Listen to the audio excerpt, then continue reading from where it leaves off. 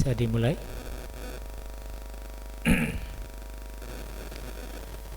Hamdan wa syukran lillah, nusalli wa nusallim ala rasulillah wa ala alihi wa sahbihi wa man tabi'ahum bi ihsanin ila yaumil qiyamah. Asyhadu an la ilaha illallah wahdah la syarikalah wa asyhadu anna Muhammadan abduhu wa rasuluh, amma ba'd. Uhayyikum bi tahiyatil Islam, tahiyatan mubarakah. Assalamualaikum warahmatullahi wabarakatuh.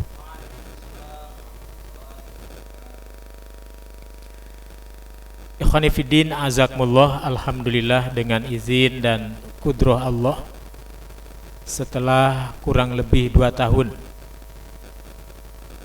Allah Rabbuna Tabaraka wa Ta'ala memberikan ujian berupa COVID-19, dan kita banyak mengambil hikmah dari apa yang Allah anugerahkan untuk kita. Alhamdulillah, sampai hari ini kita masih dipertemukan dalam majelis mulia, majelis menuntut ilmu. Hari ini kita akan membahas satu paparan singkat, dan materinya bisa dibaca, bisa dilihat di madrasahabiumi.com atau di googling langsung judulnya Berislam Tingkat Iman. Langsung di googling Berislam Tingkat Iman, insya Allah langsung keluar. Kodenya madrasahabiumi.com. Ikhwani fiddin, azakumullah.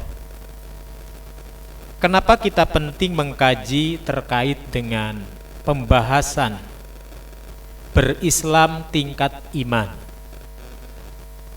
Yang pertama, dalam Al-Quranul Karim, tepatnya surat Al-Hujurat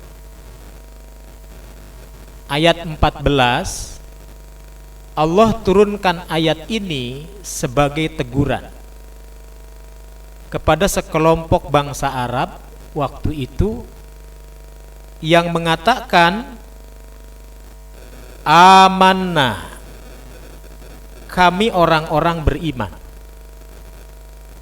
Akan tetapi justru Allah Rabbuna Tabaraka wa Ta'ala menurunkan ayatnya dan menegur rombongan bangsa Arab ini melalui Rasulnya. A'udzu billahi minasyaitonir rajim. Qalatil a'rabu amanna qul lam tu'minu walakin qulu aslamna. Berkata orang-orang Arab, kami semua telah beriman. Lalu Allah tegur, wahai Muhammad, katakan kepada mereka, mereka belum beriman, tapi kalau mereka ingin katakan, qulu aslamna, kami orang-orang yang sudah berserah diri. Maksudnya apa? Ternyata tingkatan iman itu jauh lebih tinggi ketimbang tingkatan berislam. Yang kita inginkan adalah berislam tingkat iman, kan begitu. Para ulama ahli tafsir memberikan uraian yang sangat menarik.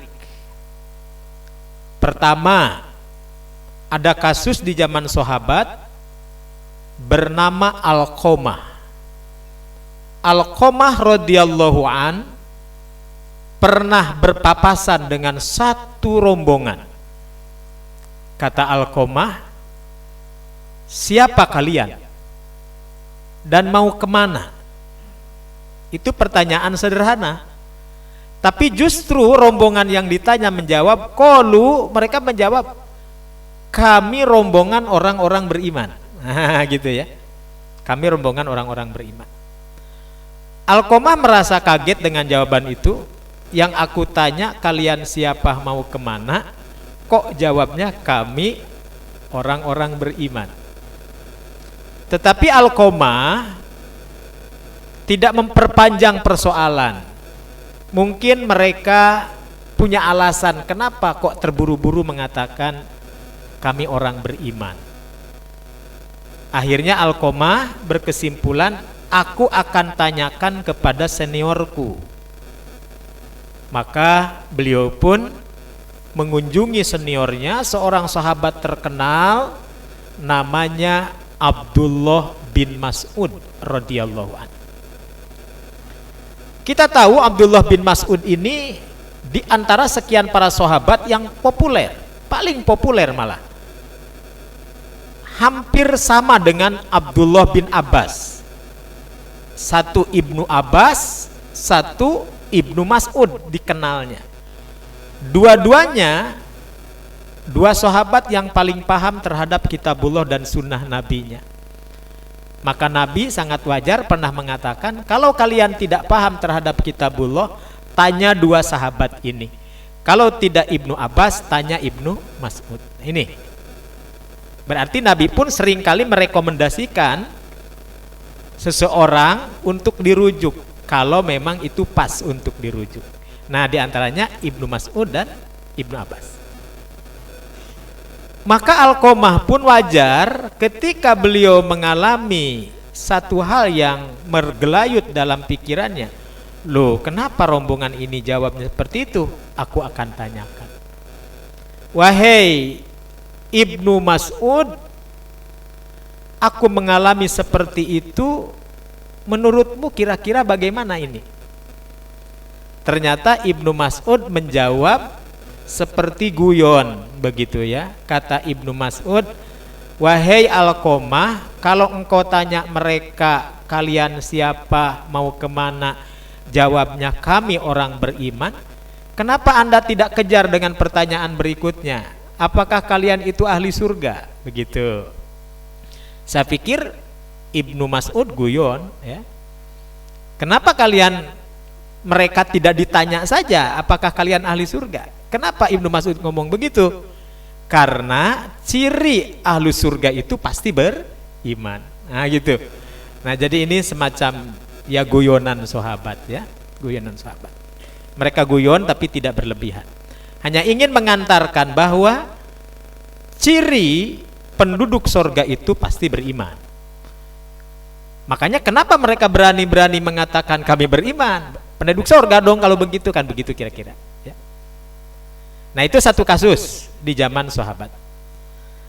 Kasus berulang di zaman tabi'in. Nah kasus berulang di zaman tabi'in, berarti setelah zaman sahabat. Seorang bernama Ibnu Abi Najih. Ibnu Abi Najih punya guru terkenal. Terkenalnya guru ini sampai sekarang, namanya Imam Hasan Al-Basri. Siapa yang meragukan keimanan Imam Hasan Al-Basri? Siapa yang meragukan keilmuan Imam Hasan Al-Basri, kejuhudannya, kesolehannya? Di zaman tabi'in, ulama Basroh. Nah, Ibnu Abi Najih nanya ke gurunya Imam Hasan Al-Basri. Pertanyaan ini seperti kurang sopan sebenarnya, tapi karena ini ilmu, mungkin Ibnu Abi Najih pengen tahu jawaban si guru itu seperti apa. Apa pertanyaannya? Kata Ibnu Abi Najih, wahai Imam Hasan Al-Basri, apakah Anda termasuk orang beriman atau tidak? Coba, murid nanya ke guru, santri nanya ke kiai gitu ya, jamaah nanya ke ulamanya, apakah Tuhan termasuk orang beriman? Nah ini kan seperti berlebihan. Imam Hasan Al-Basri tidak marah. Imam Hasan Al-Basri kaget ditanya seperti itu. Maka dia diam sebentar, baru dia menjawab, wahai imam, wahai jamaahku, wahai muridku, wahai Ibnu Abi Naji, kalau yang kau tanyakan apakah aku beriman atau tidak, seperti yang digambarkan dalam surat Al-Anfal. Yang mana surat Al-Anfal yang dimaksud? A'udzubillahi minasyaitonirrajim. Innamal mu'minuna alladzina idza dzukirallahu wajilat qulubuhum wa idza tuliyat alaihim ayatuhu zadathum imana. Nah, itu ayat itu maksudnya. Wahai Ibnu Abi Naji, kalau yang kau tanyakan apakah aku termasuk orang beriman atau tidak, seperti diceritakan ayat ini, hanya saja orang beriman itu yang apabila disebut nama Allah pasti bergetar jiwanya, apabila dibacakan ayat Allah bertambah imannya dan semakin bertawakal kepada Allah. Kalau yang engkau maksud seperti orang yang ada dalam ayat ini, aku tidak tahu apakah aku beriman atau tidak. Tuh, betapa tawadunya Imam Hasan Al-Basri. Padahal siapa yang meragukan keimanan Imam Hasan Al-Basri? Itu ilmunya. Tapi Imam Hasan Al-Basri menjawab dengan kalimat lanjutan, tapi kata beliau, kalau yang kau tanyakan apakah aku beriman atau tidak, yang kau maksud apakah aku beriman adanya Allah, apakah aku beriman adanya malaikat, apa aku beriman adanya nabi dan rasul, apakah aku beriman turunnya kitab-kitab, apakah aku beriman adanya surga neraka, alam barzah, hari kebangkitan, hari kiamat, aku beriman. Berarti di sini kita bisa menyimpulkan iman dalam makna global artinya mengimani rukun iman. Tapi iman dalam makna khusus, ulaika humul mu'minuna haqqo. Dalam surat Al-Anfal ada lanjutannya, mereka adalah orang beriman yang sebenarnya. Siapa yang lebih tahu apakah kita termasuk orang beriman yang sebenarnya? Kita juga tidak tahu, hanya Allah. Nah, barangkali itu ya, cara mengurai tafsiran dari dua peristiwa ini.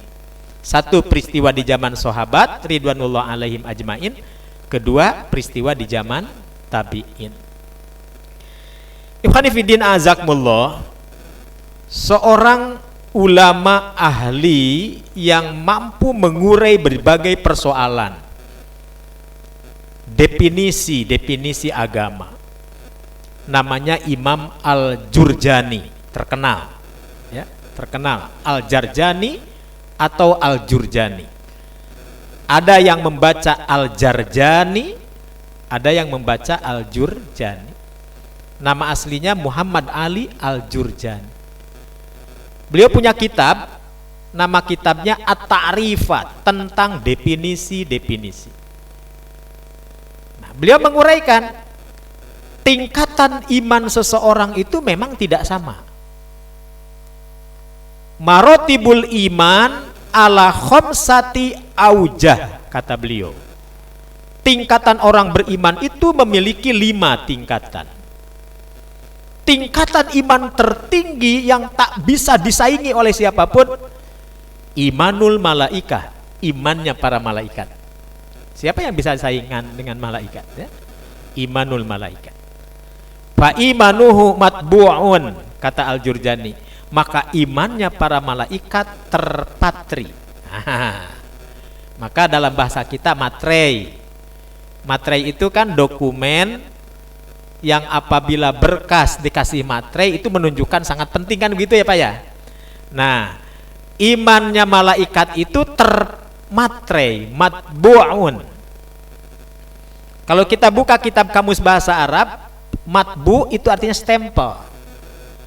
Jadi kadang dimaknai stempel, kadang dimaknai materai.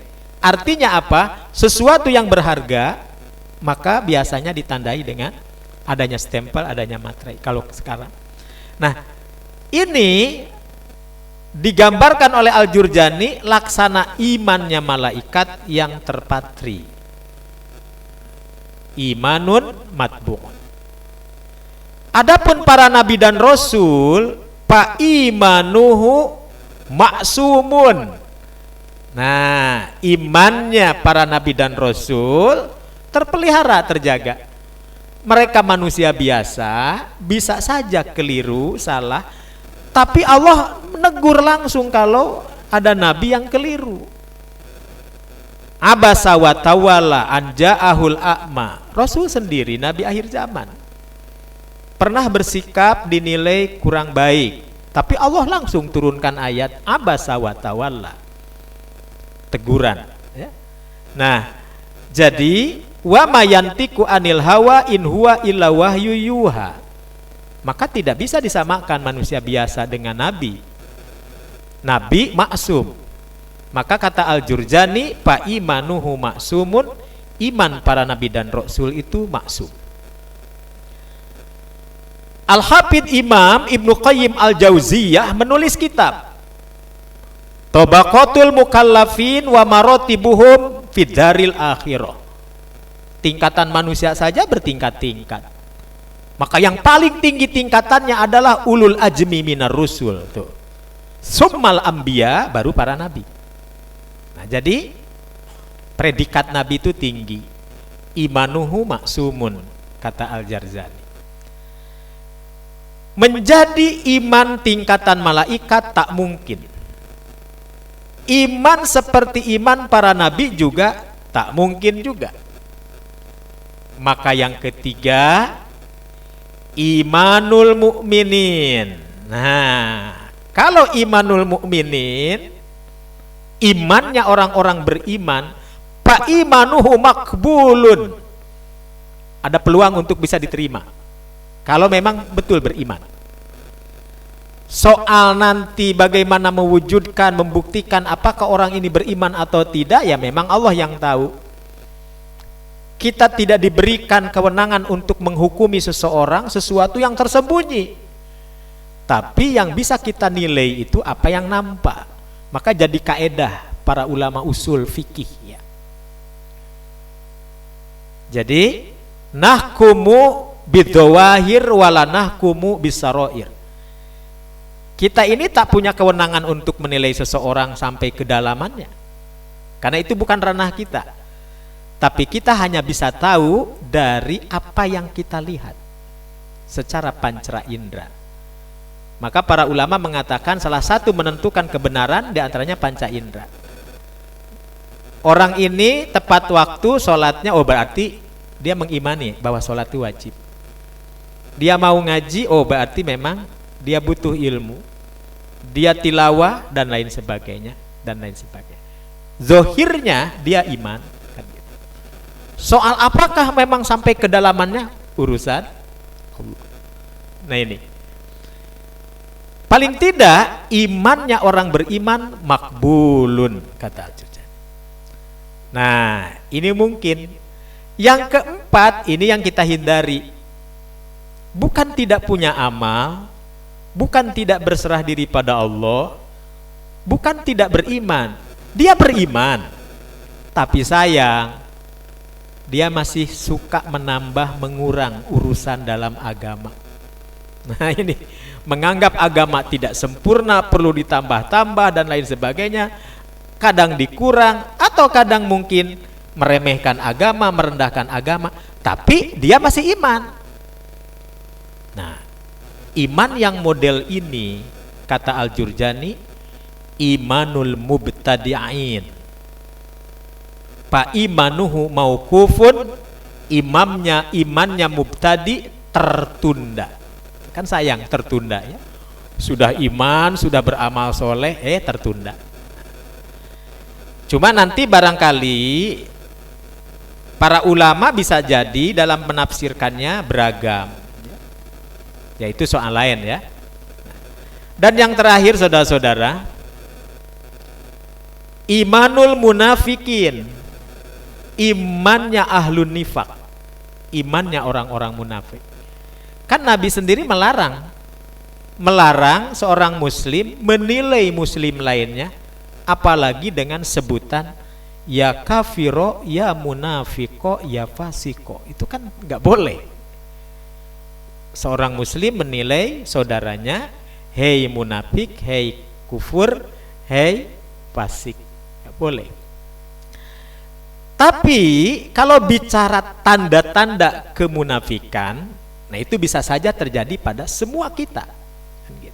Artinya kita pun bisa jadi pelaku kemunafikan, bisa jadi. Idza hadatsa kadaba, kalau ngomong suka ada dustanya, kan gitu. Wa idza tumina khona, kalau diamanati ada hianatnya, kan itu ciri ya. Dalam hadis yang berbeda, wa idza khosoma pajaro, kalau ada persoalan suka berlebihan. Nah ini juga ayatun minan nifaq kata. Ngomong berdusta, diamanati hianat ya. Nah, ternyata itu bagian dari kemunafikan. Nah, imanul munafikin, iman orang munafik mardudun kata Al-Jarjani, tertolak sudah. Naudzubillahi min dzalik, berarti dua di akhir kita berlindung pada Allah, dua di awal nggak mungkin karena bukan level kita. Paling tidak yang tengah-tengah, imanul mukminin fa imanuhu makbulun, iman kita diterima di sisi Allah Subhanahu wa taala. Dalam pembahasan terakhir ini tentu kita perlu menilai hadis Nabi yang masyhur ya. Kan Nabi pernah mengatakan, ada dua riwayat yang menyebutkan. Riwayat pertama Nabi menyebut iman itu banyak sekali dan memiliki cabang. Cabang iman itu dalam satu riwayat disebutkan 60 cabang iman. Riwayat yang berbeda menyebut 70 cabang iman. Tapi baik yang 60 ataupun 70 Nabi tidak menyebutkan, tidak merincikan. Kecuali yang disebut oleh Nabi itu yang pertama dan yang terakhir saja. Satu lagi yang disebut oleh Nabi yang umum. Nah, yang umum orang melakukan. Ada rasa itu. Maka kata Nabi, al-imanu bid'un wa sab'una su'batan. Iman itu banyak, banyaknya itu 70 cabang. Riwayat berbeda 60 cabang. Sampai ada ulama menyusun kitab khusus mana saja yang 60 dan 70 itu. Disebutkan satu persatu. Tawakal, sobar, nah itu termasuk cabang-cabang iman. Berarti semua perkara baik yang mengawal seorang untuk makin beriman pada Allah itu cabang iman. Tapi yang disebutkan Nabi cuma 3. Abdoluha qaulu la ilaha illallah. Yang paling abdol dari cabang iman yang ada ucapan la ilaha illallah. Wa adnaha, cabang iman yang paling rendah, imatotul ada anitoir. Imatotul ada anitorik, menyingkirkan kemadorotan di jalanan. Berarti la ilaha illallah, baik mengawali hidup dengan la ilaha illallah. Al-Quran menyebutkan ya, surat Al-A'raf, orang ditiupkan ruh lalu diberi janji oleh Allah, alastu birabbikum, nah itu la ilaha illallah. Mengakhiri kematian, mengakhiri hidup dengan kematian, la ilaha illallah juga. Sampai Imam Bukhari menempatkan bab tersendiri, qaulul la ilaha illallah miftahul jannah. Siapa yang meragukan kalau ucapan la ilaha itu bisa memasukkan surganya Allah?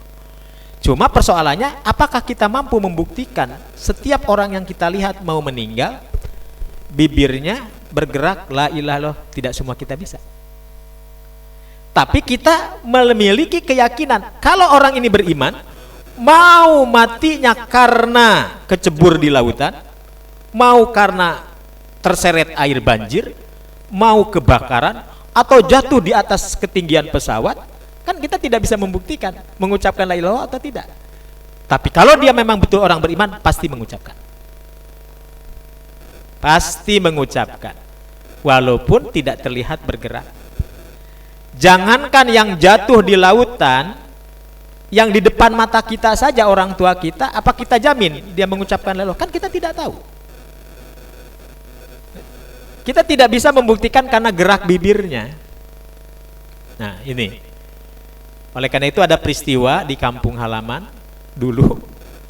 Seorang ibu sudah dinyatakan meninggal oleh dokter, sakit keras, dimandiin sama anak-anaknya, wah udah ditunggu beberapa jam. Ternyata betul meninggal, kata dokter meninggal. Sedang dimandiin bangun. Kira-kira gimana? Sedang dimandiin si ibu itu bangun. Ya. Di satu sisi senang, ibu bangun lagi, di sisi lain kaget. Lalu si ibu nanya, tadi katanya siapa yang ada suara tapi jauh sekali. Padahal yang bersuara itu di telinganya kan, yakni mengucapkan la ilaha illallah, mentalkinkan orang yang sedang sakaratul maut dengan ucapan la. Katanya jauh kedengarannya. Berarti banyak orang yang gagal mengucapkan la ilaha illallah di akhir hayatnya kalau begitu. Nah, doa kita mudah-mudahan orang tua kita, saudara kita, ikhwatu iman yang lain, termasuk kita tentu saja, mampu mengucapkan la ilaha illallah di akhir hayat seperti kita menyaksikan alastu birabbikum bala syahidna di alam rahim. Nah, qaulul la ilaha illallah. Dan yang paling rendah kata Nabi, membuang kemadorotan, membuang halangan di jalanan. Ada duri dibuang, ada pohon ranting jatuh ke jalan disingkirkan, ada kulit pisang dipinggirkan. Itu iman, Mbak. Ada nenek-nenek mau nyebrang, berhenti dulu motornya, seberangkan dulu. Itu orang, itu iman, Pak. Ya, itu iman. Dan Nabi pun juga menyebut di samping dua pertama dan yang paling bawah dari tingkatan iman, wal haya'u minal iman. Ketika seorang itu masih merasa punya malu di hadapan Allah, itu tingkatan iman. Mudah-mudahan kita semua termasuk yang dimaksud, dan tentu saja ini merupakan satu hal upaya ikhtiar. Ternyata kekokohan seseorang dalam iman pada Allah pun tak sebatas usaha, ilmu dan amal, tetapi ternyata juga minta doa pada Allah untuk dikuatkan. Makanya kenapa ada doanya Allahumma atau ya Rob sabbit kulubana ala dinik. Ya Allah, teguhkan kami di dalam memantapkan agama ini.